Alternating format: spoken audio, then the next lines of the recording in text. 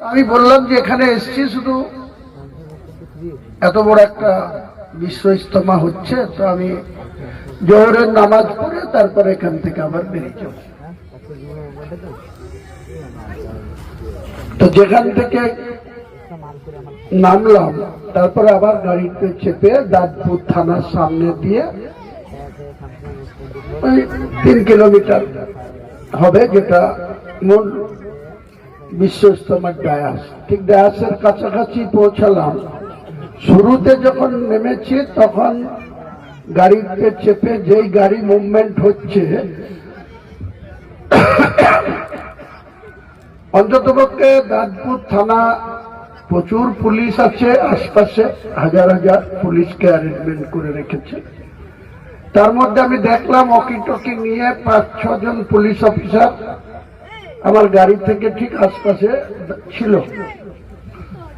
একজন ব্যক্তি এসে আমার গাড়ির সামনে শুয়ে পড়ল, বললো যেতে দেবো না। আমার অপরাধ কি? আমি নাকি বিজেপির দালাল। সে রাস্তার উপরে শুয়ে শুয়ে এরকম কথা বলছে। এই বাংলার পুলিশ ওখানে নির্বিকারে দাঁড়িয়ে দাঁড়িয়ে দেখছে। আমাদের সঙ্গে কিছু ছেলে ছিল, তারা নামলো, আমার সিকিউরিটিরাও নামলো। তারাও কি সিদ্ধান্ত নেবে কিছু ভাবতে পারছে না। আমি ওদের ডেকে নিলাম গাড়িতে। তারপরে মেদিনীপুরের একজন হাজি সাহেব, তার নাম ইব্রাহিম হাজি, উনি আগিয়ে আসলো, এসে তাকে বললো কি ব্যাপার, তুমি গাড়ির সামনে থেকে সরো। সরবে না। সেই হাজি সাহেব তাকে 2 চাঙ্গুলা করে তুলে ধাক দিয়ে সাইড করলো। তারপরে তখন পুলিশের একটু মনে হচ্ছে জেগেই ঘুমাচ্ছিল, তারপরে সাহস পেল, ভালো। আমি ওখান থেকে যখন গাড়ি মুভমেন্ট করে ঠিক 2.5 কিলোমিটার দাঁতপুর থানা ক্রস করে গেলাম, দেখছি এই নবী সাহেবের সুন্নত রেখে, কিছু দাড়ি রেখে, টুপি রেখে, এখানেও অনেক মুনাফেক আছে। সেই মুনাফেকরা দেখছি শুধু কোনো কিছু কাজ নাই, জোরে জোরে হুইসেল বাজাচ্ছে আর রাস্তায় ভলেন্টিয়ারি করছে। তো আমাকে দেখে তো প্রচুর ছেলে পিলে হ্যান্ডশেক করতে আসছে, ওরা তাদেরকে আসতে দিচ্ছে না, আর তারাও শুনবে না, পিছু ধরেছে। আবার ওই লোকটা গিয়ে ওখানে গিয়ে আমাকে বলছে গো ব্যাক হুমায়ুন কবির, বিজেপির দালাল হুমায়ুন কবির। মুসলমান বাংলার হুগলিতে বিশ্ব ইজতেমা করছে, আর সেই বিশ্ব ইজতেমার আয়োজকরা এমন কিছু মুনাফেককে ভলেন্টিয়ারের দায়িত্ব দিয়েছে, তারা সব তৃণমূলের ক্যাডার, মমতা ব্যানার্জির পা চেটে খায়। তারা আমাকে বলছে বিজেপির দালাল। তাহলে এই মুসলমান সমাজকে নিয়ে আপনি কত দূর আগাতে পারবেন? আপনাদেরকে একটু ভাবার আছে। আমি সঙ্গে সঙ্গে ডিসিশন নিলাম, গাড়ি পার্ক হয়ে গেছিল, গাড়ি বের করলাম, গাড়িতে চাপলাম। তখন দেখছি আমার পিছনে কয়েকজন দাঁড়াচ্ছে যে আপনি চলে যান না, আপনি নামাজ পড়ে যাবেন। বললাম না, আমি নামাজ পড়বো না, আমার নামাজ পড়া হয়ে গেছে। পরে আসলাম, এনে ওই জিটি রোড, যেটা আসানসোল থেকে কলকাতা যেটা হাই রোড, গ্যাংটক রোড, সেই রোডের ধারে আবার কিছু কিছু সাংবাদিকরা, কিছু তৃণমূলের ক্যাডার সব চলে আসলেন। আমাকে জিজ্ঞাসাবাদ করলো যে কি হলো। বললাম আপনারা তো ছিলেন, কি হলো দেখলেন না? তো এই হচ্ছে আমাদের মুসলিম সমাজের অবস্থা। একটা বিশ্ব ইজতেমা, এর আগে আমরা অনেক বছর আগে বললাম, 32-33 বছর আগে হাওড়ার বাঁকড়া বলে একটা জায়গাতে হয়েছিল। তারপরে বিভিন্ন দেশ ঘুরে আবার এখানে হচ্ছে। আয়োজকদের কোনো কন্ট্রোল নেই। আয়োজকদের মধ্যে অনেকেই আছে, তার মধ্যে যে মেন আছে তাকে হুইপ দিয়েছে ববি হাকিম, যে কোনো মতেই যেন হুমায়ুন কবির ডায়াসের কাছে না আসতে পারে, না ভিড়তে পারে। তাহলে তারা কিন্তু হিন্দু অফিসাররা সেখানে প্রতিদিন যাতায়াত করছে। সেই মুসলমানদের বিশ্ব ইজতেমার ডায়াসের কাছে যাচ্ছে, জুতো পরে যা আসা করছে, আর হুমায়ুন কবিরকে বলা হচ্ছে বিজেপির দালাল। মমতা ব্যানার্জি যখন অটল বিহারী বাজপেয়ীকে ডেকে নিয়েছে তার হরিশ্চন্দ্র স্থিতের বাড়িতে, নিজে পায়ে হাত দিয়ে প্রণাম করে আর তার মাকে প্রণাম করায়, তাহলে তারা খুব মুসলমান দরদি, খুব মুসলমানের প্রিয় ব্যক্তি। আর আমি তাদের দলের নিয়ম নীতি, চুরি বাটকরি, তোলাবাজি এইসবের বিরুদ্ধে মুখ খুলেছি। আর একটা অপরাধ করেছি যে 33 বছর আগে বাবরি মসজিদ ভেঙে ফেলেছিল, সেই বাবরি মসজিদ আমি এই বেলডাঙ্গাতে করব বলেছি। ইনশাল্লাহ নিশ্চয়ই করব, হবেও। যারা সমালোচনা করছে তাদের সমালোচনার জবাব মসজিদ করেই ইনশাল্লাহ আমার মৃত্যু হবে, তার আগে হবে না। আল্লাহর উপরে আমার এটা ভরসা আছে, আস্থা আছে। আল্লাহ নিশ্চয়ই আমার ইন্তেকাল হবে, জন্মালেই তার মৃত্যু আছে, সৃষ্টির শেষ আছে। তা আমি অবাক হয়ে গেলাম, করছে কে সেখানে? এই মুনাফিকের দল। তাহলে একই জায়গায় রাজনীতির লোকরা যদি সেখানে প্রবেশ করতে না পায়, তাহলে বলে দেওয়া উচিত ছিল যে বিশ্ব ইজতেমাতে কোন রাজনৈতিক দল আসতে পাবে না। তাহলে আমাদের এত দূর থেকে গাড়ি নিয়ে যাওয়ার কোনো দরকার ছিল না। আজকে আমরা কাউকে বলিনি, শনিবার ছিল বাবরি মসজিদের শিলান্যাস বা ভিত্তি স্থাপন, এই কারি সাহেবও ছিল, উনিও গিয়েছিলেন। তারপরে সেখানে বহু মুসলিম আসছে, দান করছে, আবার বহু মুসলিম ওখানে হোটেল করেছে, কেউ বাদাম বিক্রি করছে, কেউ পাপড় বিক্রি করছে, কেউ টি শার্ট বিক্রি করছে, অনেক হিন্দু দেখছে ওখানে হকারি করছে। আমি তো যারা আমাদের ভলেন্টিয়ার আছে, আমাদের ট্রাস্টির, কারণ আমি ব্যক্তিগত হুমায়ুন কবির ওই বাবরি মসজিদ করছি না, 1 বছর আগে থেকে বলেছিলাম। তারপরে আমি বাবরি মসজিদের নামে ট্রাস্টি তৈরি করার জন্য অনলাইনে দুবার অ্যাপ্লিকেশন করেছিলাম, দুবারই রিজেক্ট করেছে। বলছে বাবরের নামে, বাবরি মসজিদ নামে কোনো ট্রাস্টি হবে না। ভারতের সরকার যদি বাগা ওল হয়, আমিও বুনো তেঁতুল, তা আমি এদের জবাব দেওয়ার জন্য লাস্ট একটা ট্রাস্টি তৈরি করলাম, যে ট্রাস্টির নাম দিলাম West Bengal Islamic foundation of India. তার কর্ণধার আমি হলাম, সেটা রেজিস্ট্রেশন করে নিলাম। নেয়ার পর সেখান থেকে সিদ্ধান্ত নিলাম যে এই ট্রাস্টি থেকে আমি বাবরি মসজিদ তৈরি করব। হাইকোর্টে কেস করলো দুজন, একজনের দক্ষিণ 24 পরগনার জয়নগরে বাড়ি, সেও মুসলিম। সেই কেসের ডেট ছিল 8ই ডিসেম্বর, সোমবার। এই রাজ্য সরকার সেটাকে স্টে করার জন্য অ্যাডভোকেট জেনারেল কিশোর দত্তকে দাঁড় করালো, দিয়ে বলল 6 তারিখে শনিবার, 5 তারিখে হিয়ারিং করতে হবে। 5 তারিখে শুক্রবার ছিল, 11টাতেই প্রধান বিচারপতি আমার কেসটা ধরে বলল তো হুমায়ুন কবির অসাংবিধানিক কোনো কাজ তো করছে না, এর ট্রাস্ট তো যদি বাবরি মসজিদ করবে না, তার মসজিদের কি নাম রাখবে এটা তো তার বিষয়, এটা তো সাংবিধানিক ভাবে ভারতবর্ষের গণতন্ত্রে তো কোনো খারাপ কিছু দেখছি না। তার বিপেদ পরিষ্কার করে বলেছে যে ওখানে বাবরি মসজিদ হলেই নাকি দাঙ্গা হবে, সব হিন্দুদের সব মেরে ফেলা হবে, ওখানে মুসলমান বেশি, ইত্যাদি ইত্যাদি। তো জজ সাহেবরা বলল যে পুলিশ কিসের জন্য আছে, রাজ্য প্রশাসন কিসের জন্য আছে? যদি সেখানে বাবরি মসজিদের ভিত্তি স্থাপন করার জন্য দাঙ্গা হয়, কোন ল অ্যান্ড অর্ডার প্রবলেম হয়, পুলিশকে ডাইরেকশন দিল যে ওখানে যাতে কোনো গন্ডগোল না হয় তার জন্য।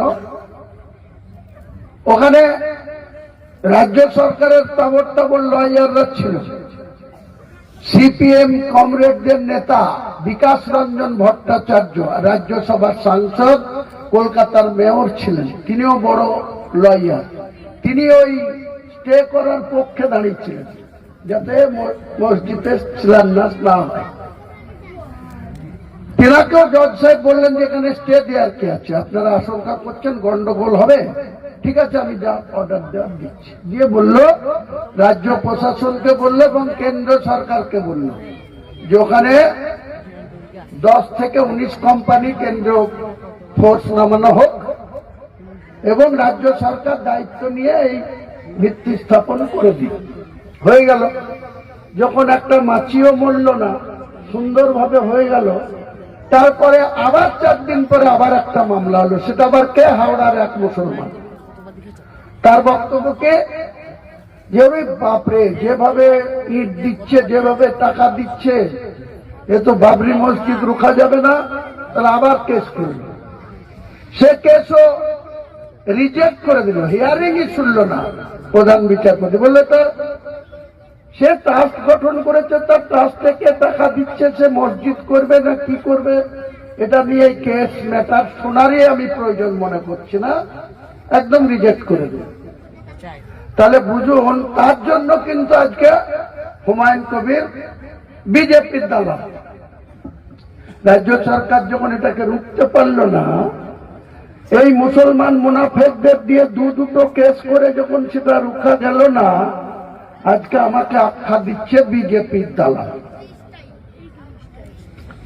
আমি এই নিশ্চিন্তপুরের মানুষকে বা এই মাদ্রাসায় সেক্রেটারি সাহেব সহ প্রেসিডেন্ট এবং যারা কমিটিতে আছেন সকলের কাছে আমার একটাই বলার, ইসলামকে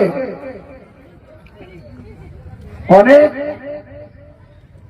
দুর্ভোগ সহ্য করে আমাদের শেষ নবী মোহাম্মদ মুস্তাফা সাল্লাল্লাহু আলাইহি সাল্লাম আমাদের কাছে যে ইসলামকে প্রতিষ্ঠা করে গিয়েছে, কবে দেশ ধ্বংস হবে, কবে আমাদের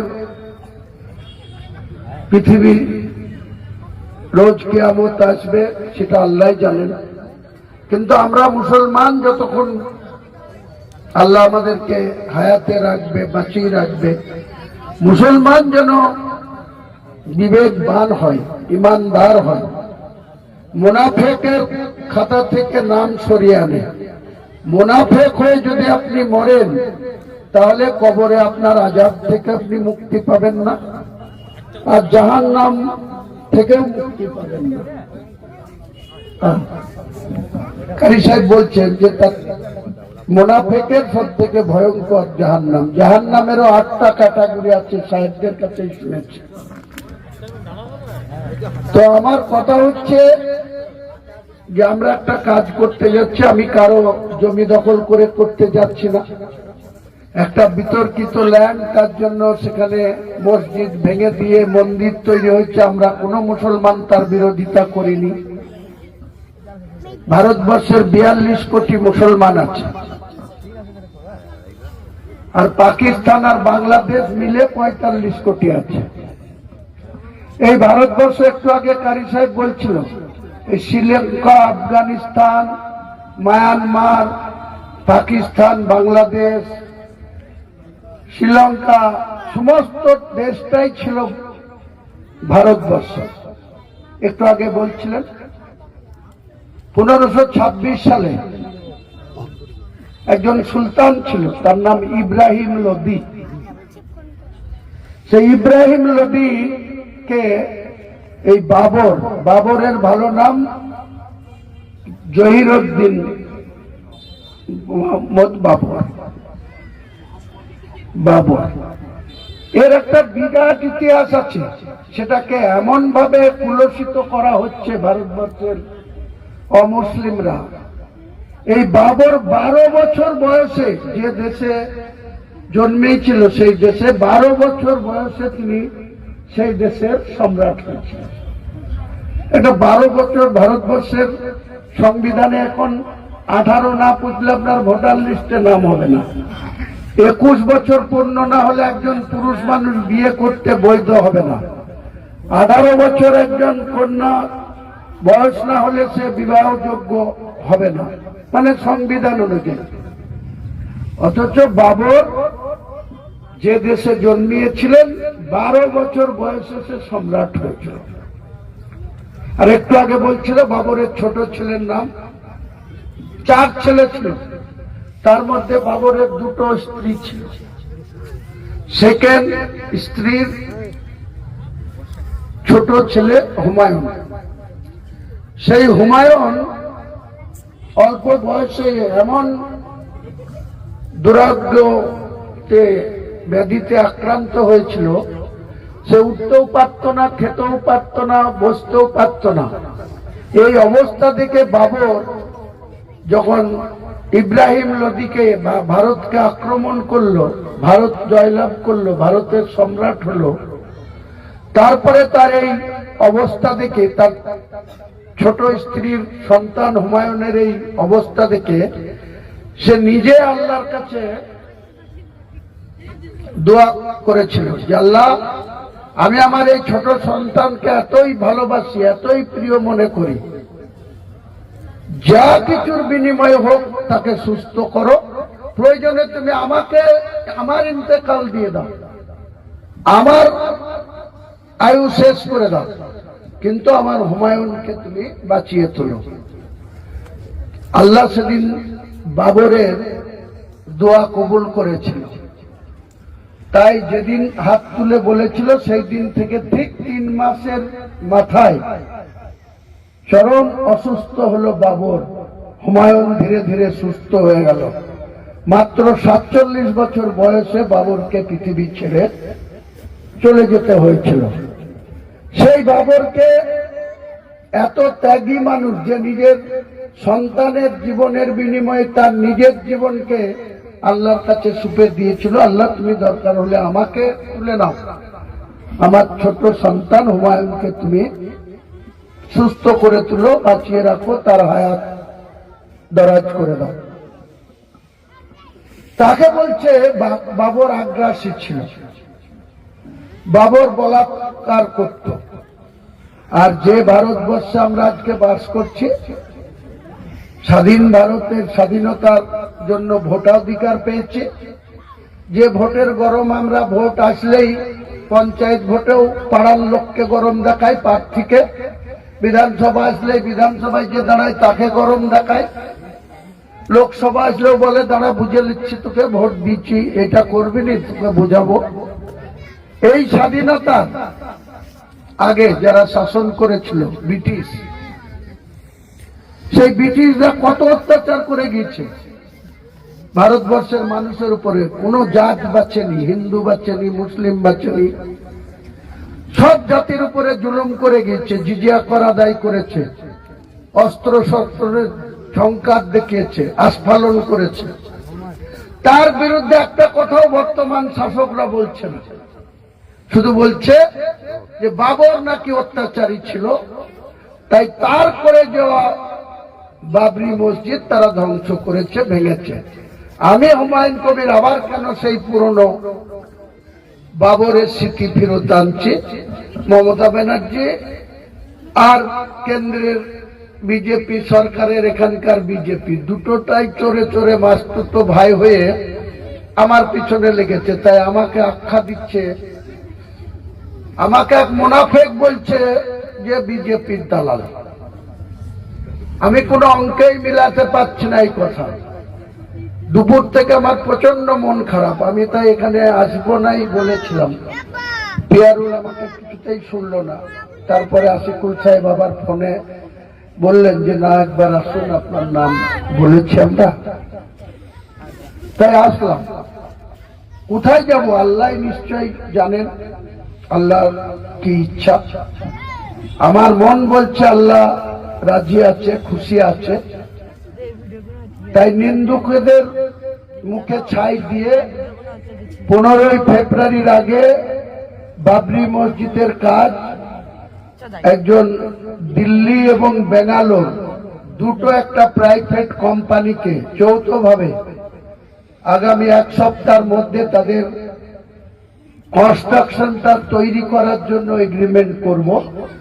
তাদের ইঞ্জিনিয়াররা দাঁড়িয়ে থেকে বাবরি মসজিদ তৈরি করবে, যে বাবরি মসজিদের আকার ছিল মাত্র 6,800 লোক নামাজ পড়তে পারে। আল্লাহু আকবার, নারে তাকবীর, আল্লাহু আকবার, নারে তাকবীর। তো যে বাবরি মসজিদটার আয়তন ছিল মাত্র 6,800 লোক নামাজ পড়তে পারত, ইনশাল্লাহ আমি যে বাবরি মসজিদটা ইরাদা করেছি, আল্লাহ খুশি আছে, রাজি আছে, সেই বাবরি মসজিদটা অন্তত পক্ষে মুর্শিদাবাদ সহ গোটা বাংলার সহ গোটা ইন্ডিয়ার মুসলমানরা যখন ইচ্ছা যখন খুশি 25,000 মানুষ একসঙ্গে নামাজ পড়তে পারবে ইনশাআল্লাহ। তো যারা এখনো সমালোচনা করছে, এখনো যারা রাতের ঘুম হারাম হয়েছে তাদের, এই হুমায়ুন কবির টাকা সব খেয়ে নিল, কেন মসজিদের কাজ এত লাখ লাখ ইট এসছে, কেন শুরু হচ্ছে না? একটা কারণেই শুরু করা যাচ্ছে না, সেটা হচ্ছে যে পেপার ওয়ার্ক, কাগজপত্র বৈধ করে নিয়ে সমস্ত ডিপার্টমেন্টের এনওসি নিয়ে তারপরে ইঞ্জিনিয়াররা কাজ শুরু করবে, তা নাহলে মুনাফেকের দল তো পেতে বসে আছে।